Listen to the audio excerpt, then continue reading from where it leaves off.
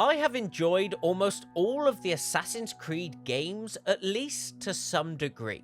And while I've really enjoyed playing Assassin's Creed Shadows, I also think that it's painfully emblematic of a larger problem at the heart of the series as it stands today. As the Assassin's Creed series has evolved, exploring new locations and new time periods, it has also become harder and harder to define what the series is actually all about. Obviously, the assassinating bit is pretty important, and there is a lot of continuity of game design and tropes across the many games in the series. But there are also so many diversions and developments that feel completely at odds with the things that people love most about Assassin's Creed. I firmly believe that experimenting with radical new concepts to keep these games interesting is critical. But after playing Assassin's Creed Shadows, I can't help but wonder once again if they're really experimenting in the right areas. Assassin's Creed Shadows does a lot of new and old things well, and I think in time it has the potential to be the favourite entry of many players. But it also feels like the result of a franchise identity crisis that is perfectly epitomised by the clash between its dual protagonists, Yasuke and Naoe. I see potential in this man. He will be tested. He may become a legend, or he may die. The story of Assassin's Creed Shadows opens with a surprisingly slow sequence that is full of peculiar attempts at prestige TV tropes, offering plenty of dramatic lighting and solemn dialogue before it finally throws you into the action as Yasuke. As you learn the basics of combat and mow down armies single-handedly while a village burns around you, you might also start to wonder whether there is going to be any assassinating in this game at all. Fighting as Yasuke is fun, but it also feels very unfamiliar for an Assassin's Creed game. As I found myself trying to adjust to his bulky frame and weighty movement by trying to climb and crouch as I normally would in an Assassin's Creed game, it quickly became clear that he's simply not designed to be played that way, and I was left confused about what I was getting into. Pretty soon, however, the game switches you over to Naoe,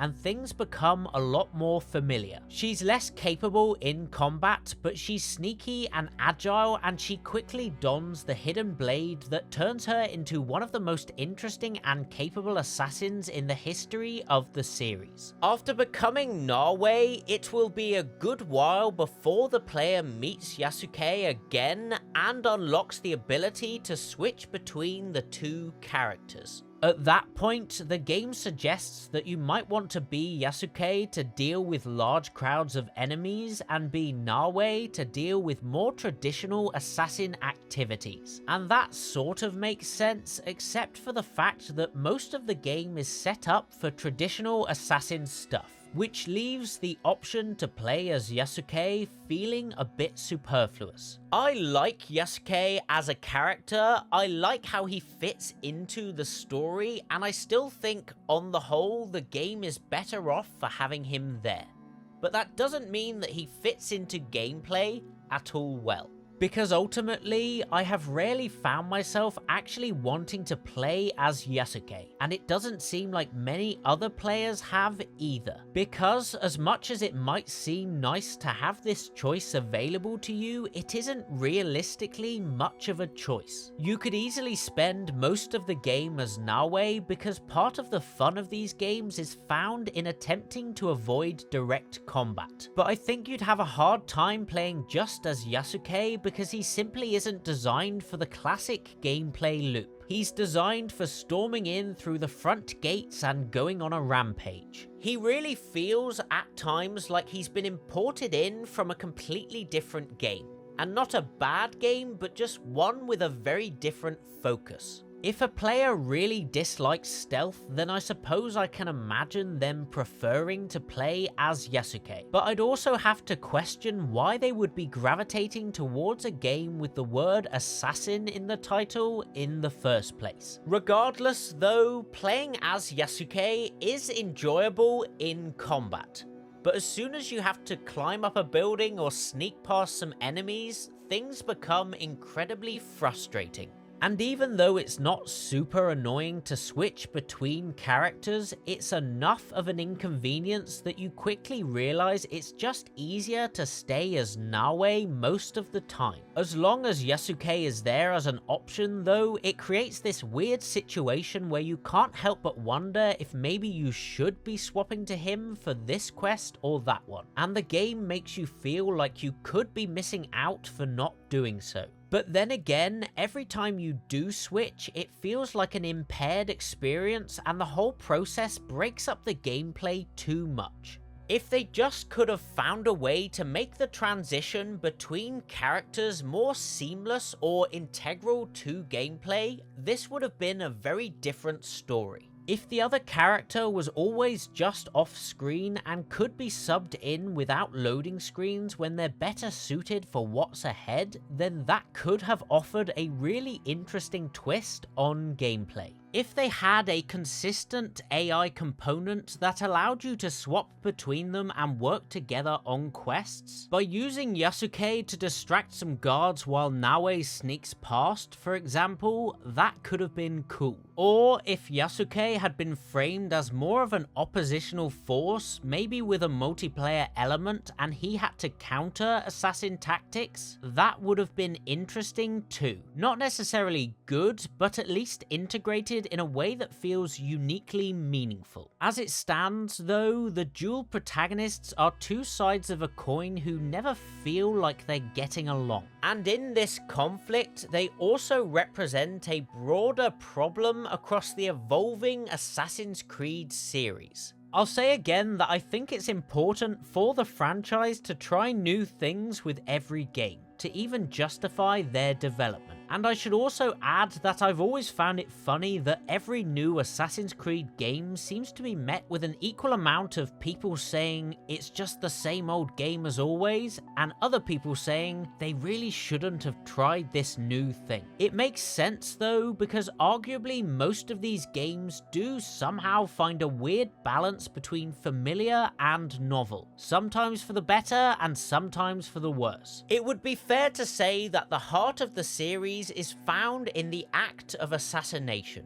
At various points in all of the Assassin's Creed games, you will be given a target to kill and you will have to go kill them. Some games place significantly more or less emphasis on the actual assassinating bit, and obviously there's parkour and lore that connects them too, but I maintain that the core of the experience that people love involves you, the player, taking out a target. Everything else around that act then is what sets these games apart.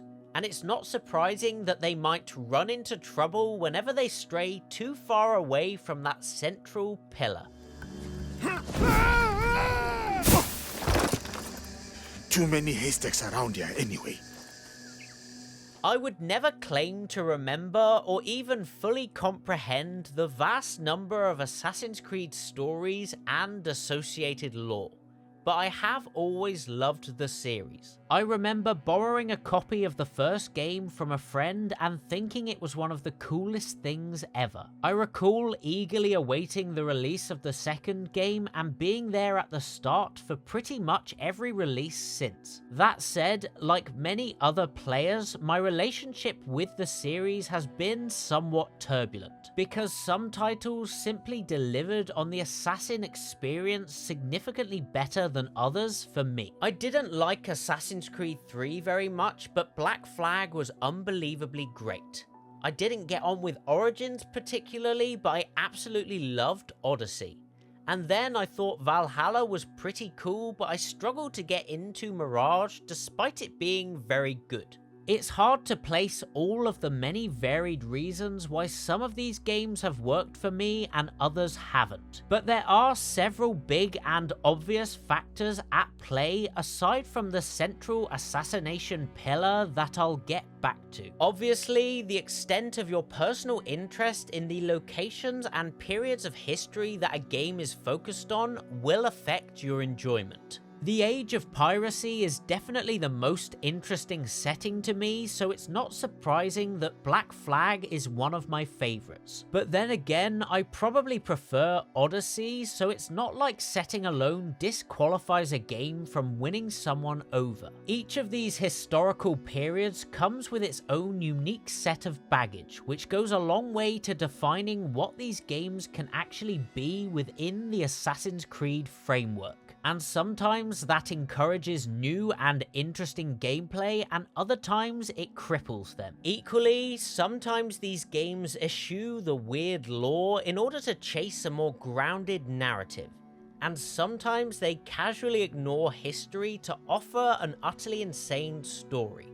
And every fan is going to have their preference for what works best. And aside from the conflicting styles of story, the gameplay has regularly shifted between semi-realistic and basically nonsensical too. I'd like to think that I prefer the less absurd combat, but honestly, I think the best gameplay is just whatever makes the player feel the coolest. Beyond the variably great and clunky combat, the open world exploration has, to some extent, always been part of Assassin's Creed's DNA too. The original game's open world feels, frankly, incredibly boring when compared with modern entries. But it is there, complete with repetitive side activities and lots of empty space to traverse. The series has definitely become increasingly focused on the open world aspects though, and I can appreciate how the shape of the game's world could make or break the experience for many. For example, I personally really like having large bodies of water to navigate, but I know that many people don't. Aside from all of these things though, I genuinely think that the primary factor that has drawn me into these games, or not, is the degree to which they succeed at making me care about the assassinations themselves,